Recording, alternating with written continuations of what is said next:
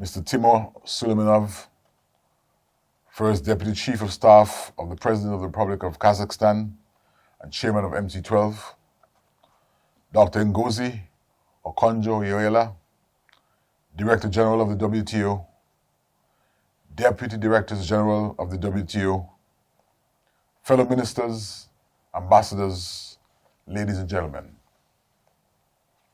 First, allow me to associate with the statements on behalf of the OECS, CARICOM, and the ACP, and embrace them as my very own. I greet you on behalf of the government and people of Antigua and Barbuda, who today participate in MC12 at a most crucial time, a most critical time for the multilateral trading system, because like all other WTO members, we have a stake in ensuring that this MC12 is a success.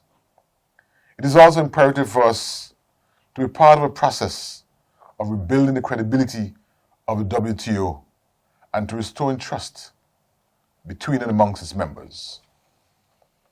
Multilateralism, globalization, trade openness, and global governance have all come under pressure of late, and sometimes rightly so, due to the widening gaps between those who are benefiting from these processes and those of us who continue to feel marginalized.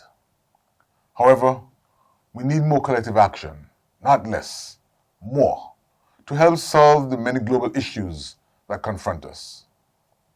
For Antigua and Barbuda, like many other small island states, we have become much too familiar with the destructive forces of natural disasters and climate change. Furthermore, the digital technological divides, uneven development, indebtedness, inequality, and narrow economic structures are not just matters of academic discourse. They represent our real daily challenges.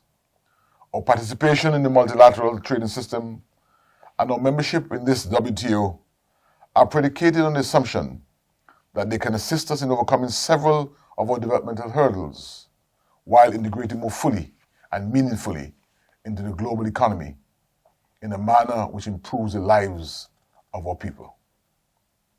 Antigua and Barbuda is today participating in MC12 with a clear mission of inserting ourselves into the decision-making process on important global issues, issues such as concluding a balanced and meaningful fisheries subsidy agreement with sustainability and development at its very core, finding an intellectual property solution to expand global access to COVID-19 vaccines, as well as a WTO response to the pandemic.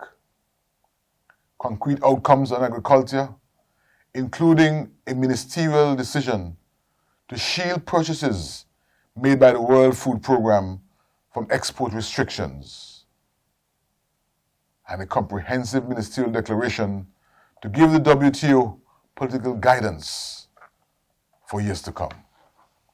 In all of these endeavors, we also intend to ensure that we keep development at the epicenter, at the very core of the WTO's work. Additionally, colleagues, Antigua and Barbuda has a profound interest in the reform and optimal functioning of the WTO.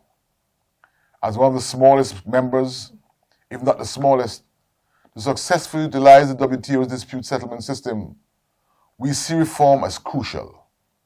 We agree with the sentiments that reform must be transparent, open, and inclusive. We also support calls for the urgent restoration of a two-tiered dispute settlement system.